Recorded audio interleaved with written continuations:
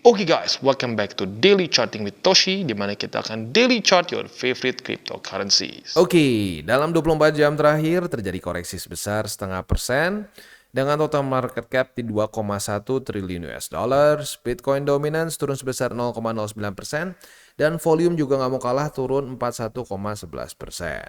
Nah, sebelum kita bahas TA ya maupun juga economic calendar pada hari ini, kita akan update dulu mengenai Indodex. Jadi maintenance sudah selesai ya.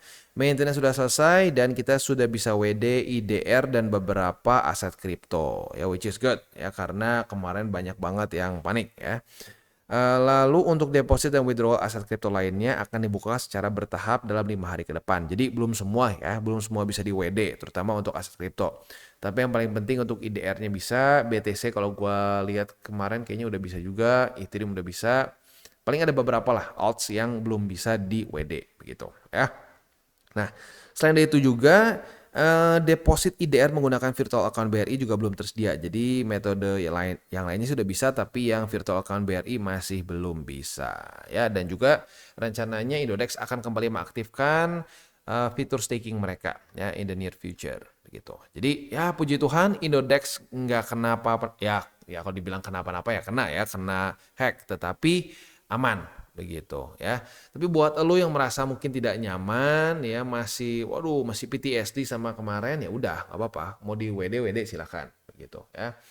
Nah, tetapi selain dari itu pastikan kalau mau WD lu bisa pakainya gitu. Kalau mau pakai hot wallet ya ekstra hati-hati gitu ya. Cold wallet juga pastikan lu tahu cara pakainya gitu. Nah, terus selain dari itu mungkin ya kita harus apresiasi juga sih ya. Jujur ini ya lebih cepat daripada yang gue pikir sih, lebih cepat daripada yang gue pikir. Walaupun banyak orang yang kemarin protes itu tidak kenapa WD-nya ditutup, ya udah ada penjelasan juga kemarin di videonya ya, karena untuk supaya bisa mencegah ada hack lagi lanjutan gitu. Nah, jadi ya sekarang udah beres, udah aman sih, intinya udah aman. Nah, tapi kalau setelah gua ngeliat kemarin gua research gitu ya, banyak komen-komen di sosmed dari Indodex ini yang bikin gua khawatir jujurnya ya. Banyak orang-orang yang ngomong bahwa waduh ini gimana nih, Indodex harus tanggung jawab. Ini soalnya bukan cuma uang investasi nih. Intinya ini uang panas juga nih. Gua perlu buat bayar ini, bayar itu. Gua langsung mikir, waduh, kacau dong kalau gini caranya ya. Nah, kalau gue sih yakin ya keluarga DTCI kemungkinan besar nggak melakukan itu, karena gue udah sampai berbusa terus mengingatkan untuk 3 golden rules ya. Nah, aturan pertamanya aja jelas, jangan pakai uang panas begitu. Nah, tapi untuk lu para newbies yang mungkin lagi denger aja news mengenai Indodex, belum terlalu sering dengar TCI gitu. Nah, gue ingatkan lagi, please jangan pakai uang panas, apalagi untuk investasi dalam satu aset kelas yang sevolatile kripto begitu ya. Jangan lakukan itu ya, udah terlalu banyak orang yang boncos parah karena itu, karena nakal pakai uang panas begitu ya. Jadi hati-hati aja di situ ya. Oke. Dan selanjutnya kita akan masuk dulu ke TA. Untuk TA kita bisa di sini kondisi Bitcoin itu masih ke-reject oleh BSB ya, dan di daily-nya pun kita bisa lihat rapih dia masih ke-reject oleh BSB. Nah, tetapi di waktu bersamaan dia ketahan oleh MA50. Jadi mungkin dalam beberapa hari ke depan ini akan menarik nih. Siapa yang menang? BSB atau MA50 ya. Nah, tapi mungkin yang lebih penting ya, yang lebih penting secara jangka lebih panjang adalah di weekly-nya sebenarnya. Di weekly-nya besok, tepatnya 20 jam lebih 13 menit lagi, apakah dia akan weekly close di atas atau di bawah dari BSB. Begitu. Dalam 20 jam masih bisa banyak hal terjadi, begitu ya. Nah, kita anggap misalkan dia terjadi reclaim ya. Kita bikin dua skenario. Misalkan dia terjadi reclaim. Kalau reclaim ya lagi-lagi gua ngulang lagi di waktu di sini. Jangan buru-buru ya, jangan sampai karena dia lanjut rally atau ngepam, udah nih pasti nih. Karena kemarin-kemarin kalau gua perhatiin ya, kalau di sosmed gitu ya, di sosmed lain, di X di mana-mana gitu ya. Setiap kali terjadi rally di atas dari BSB, semua orang, wah udah nih Bitcoin lanjut all time high nih, lanjut all time high nih. Wah, makan tuh bears ya, mana bearish. Udahnya ngedam, diem lagi ya. Udah gitu naik lagi, udah nih lanjut lagi nih, udah pasti yang kali ini bener. Ngedam lagi, fake out 2 kali. Begitu, makanya kalau gua perhatiin sekarang makin banyak orang yang kayaknya udah kayak pakai emosi juga gitu. Satu sempat ngomong ke gua, makin banyak yang held for review katanya ya komennya. Karena ya isinya caci maki gitu. Wah, anjing. Wah, semua kebun binatang keluarlah dari tapir sampai zebra ya. Nah, jadi ya kalau gua perhatiin apa, ini sedikit mirip ya, nggak sampai seskala 2022 ya, nggak sampai kayak 2022 banget, tapi lumayan kayak 2022, udah makin banyak orang yang kayak udah emosi begitu ya, wah gini gini gini gini ya. Mungkin lebih tepatnya 2022-nya bukan waktu bottom ya, tapi di sini nih, waktu kita lagi di tes BSB juga ya. Jadi buat lo yang nggak tahu di 2022 tepatnya tuh di Septemberan gitu ya, orang-orang udah nggak tahu kenapa jadi bullish banget ya. Mereka ngerasa bullish banget, udah nih bottom nih ya. Bottom Bitcoin bakal lanjut ke atas. Nah, gua bahas hati-hati jangan terburu-buru, kita masih ada BSB. Historically speaking, kalau dia ke reject BSB itu cenderung membuat lower low. Wah, itu gua dimakiinnya kayak gua apa aja, kayak gua ngebunuh kayak gue ngebunuh peliharaan mereka aja gitu ya. Wah gila, ya tahu apa lu, bangke lu. Wah dibacotin semua. Dan ya mirip-mirip kayak sekarang, masuk health for review. Begitu. Nah berarti jadi gini, kalau gue pribadi yang ngerasa, observasi yang gue lihat, saat market banyak orang yang emosi, di situ market akan makin kejam sih. Gitu. Jadi kalau gue pribadi bukan bilang ini pasti bakal ngedam kayak 2022 ya, enggak, bukan. Tapi kemungkinan besar akan terjadi volatility.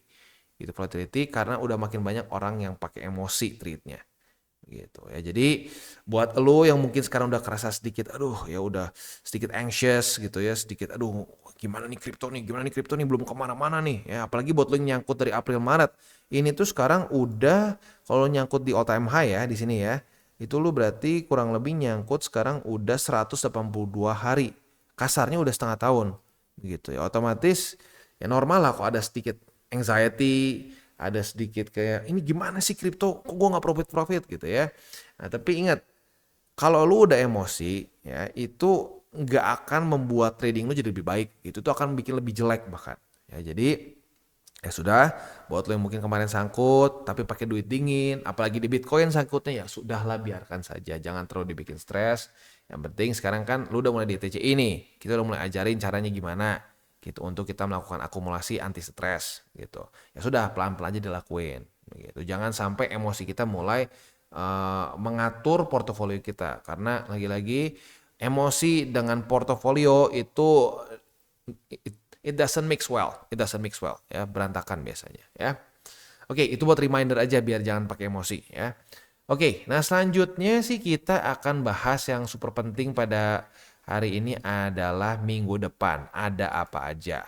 Kalau buat lo yang sudah ngikutin TCI kemungkinan besar tahu ya, minggu depan itu kita akan keluar data sangat penting di tanggal 19 ya, tepatnya itu hari Kamis. Akan keluar FOMC meeting dan juga ada the Fed's interest rate decision. Ini udah pasti akan bisa membuat market volatile. Ya gua nggak akan bisa bilang dump atau pump karena pada faktanya kita nggak bisa tahu. Apalagi dalam beberapa bulan terakhir kadang-kadang hasilnya biasanya bagus akan membuat market naik, malah turun. Harusnya bikin jelek malah naik. Ya, jadi kalau gue pribadi sih gue lihat ini sebagai suatu alarm aja akan terjadi volatility. Nah, tetapi selain dari itu coba kita akan lihat lagi ada apa aja sih selain dari FOMC dan keputusan untuk interest rate gitu ya. Yang pertama hari Senin dari US akankah keluar suatu? Ternyata enggak ya, hari Senin enggak ada apa-apa. Hari Selasa dari US akan keluar retail sales dan core retail sales. Udah ya ada itu. Lalu hari Rabu akan keluar data apa nih? Hari Rabu akan keluar crude oil inventories ya. Itu aja untuk hari Rabu. Hari Kamis seperti yang tadi kita sudah bahas akan padat. Dan subuh-subuh lagi ya. Jam 1 sampai jam setengah 2 akan keluar FOMC Economic Projection, Statement, lalu Interest Rate Decision, dan juga Press Conference dari FOMC ya. Keluar 4 langsung. Jam 1 pagi sampai jam setengah 2 pagi. Sorenya akan ada initial jobless claim. Wah gila ini benar-benar. Udah dihajar Mike Tyson paginya, malamnya dipukulin Muhammad Ali di sini ya. Ada initial jobless claim, ada Philadelphia Fed Manufacturing Index, dan juga X16 home sales. Hari Kamis nih harus dikasih marker super merah nih. Kita siap-siap ada kemungkinan volatility yang lumayan ya. Udahnya hari Jumat dari US akan keluar, nggak, Jumat nggak ada apa-apa ya. Coba kita cek lagi. Jumat, yes, nggak ada apa-apa. Jadi ini bakal banyak keluar data penting dari Selasa sampai Kamis ya. Kita dikasih libur hari Senin sama Jumatnya. Sisanya penuh sama bintang 3, jenderal semua ya. Terutama Kamis. Kamis jenderalnya jenderal pangkat 2 ya, karena ya lu tahu sendiri kita sudah sangat lama menunggu-nunggu interest rate cut ya.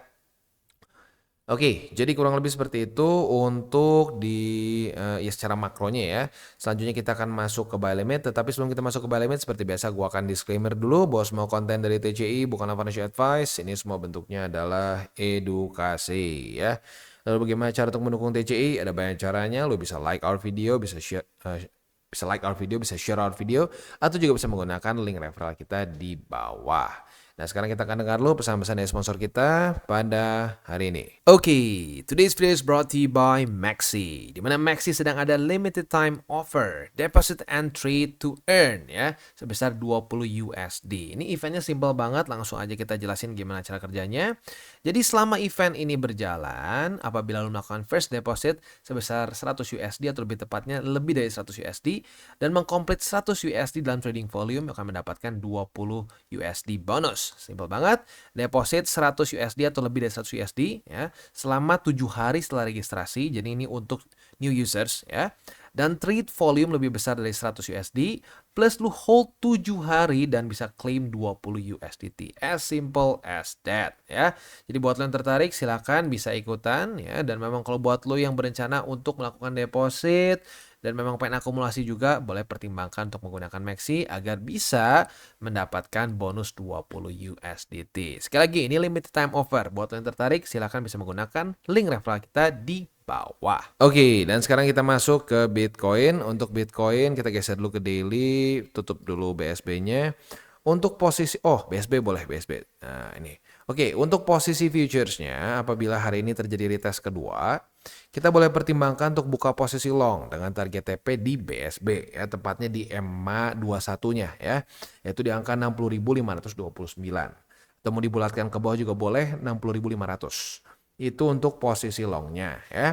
Untuk posisi spotnya di EMA 50 di 58.455 dan di 57.617. Itu untuk posisi spot dan futures di Bitcoin. Untuk di Ethereum kita bisa lihat di sini dia jebol lagi. Coba kita lihat. Ini dia jebol nggak ya yang dari 2400-annya? Oh, jebol. Oke, jebol tipis ya. Jadi untuk sekarang dia sudah terjadi retest pertama di 2419 sebagai resisten. Kita lihat besok pagi.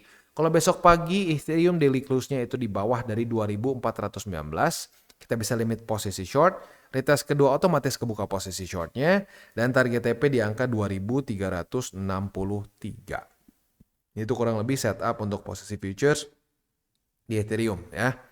Nah, untuk posisi spotnya ini kan tembus, berarti ya sekarang di 2363, lalu di 2223 dan di 2177.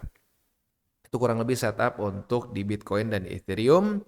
Nah, sebelum kita tutup DCWT kita pada hari ini, kalau gue akan remind lagi minggu depan akan jadi minggu yang sangat penting karena ya lagi-lagi udah lumayan lama ya, udah setahun lebih si Jerome Powell atau The Fed ini keep interest rate dengan posisi yang cukup tinggi ya. Kita langsung cek aja di sini. Interest rate di US itu sudah ditahan di posisi berapa nih?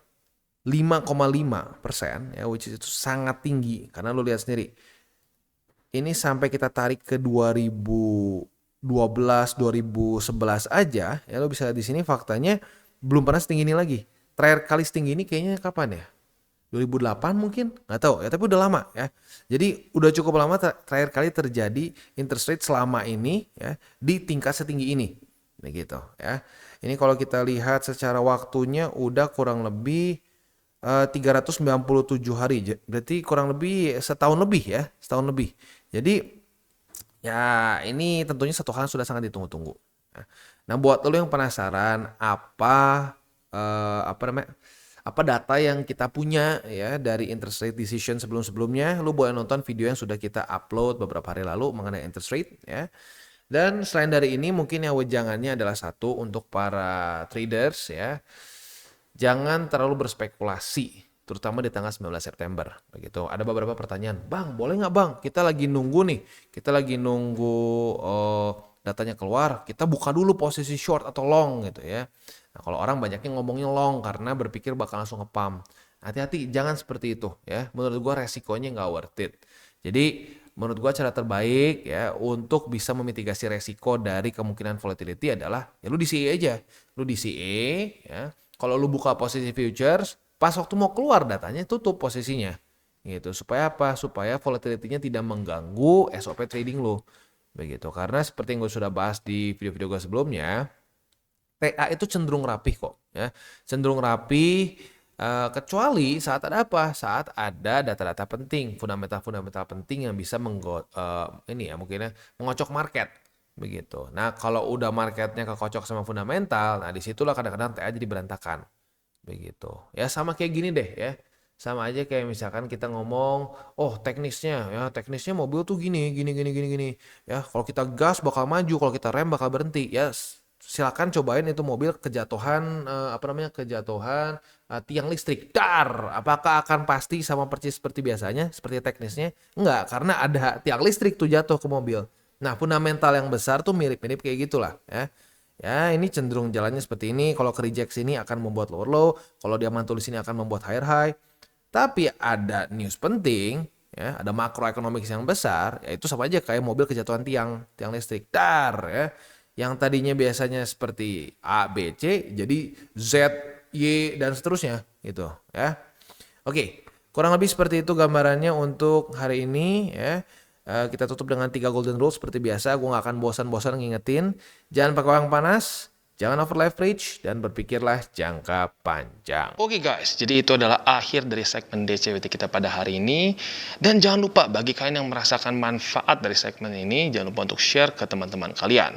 Dan apabila lu pengen mensupport channel kita, ya TCI, jangan lupa untuk menggunakan link referral kita di bawah. Nggak wajib ya, tetapi apabila lu menggunakan link referral kita di bawah, ada macam-macam ya, dari Bybit, Huobi, Maxi, toko kripto, dan banyak lagi ya. Ya, walaupun nggak wajib, tapi kalau menggunakan link referral kita, lu secara langsung membantu perkembangan dari TCI. Dan satu lagi, jangan lupa juga untuk join Telegram group kita, di mana kita bisa ngobrol-ngobrol santai mengenai dunia cryptocurrency secara dua arah. So, jangan lupa untuk like, subscribe, click the bell icon, and see you on the next video.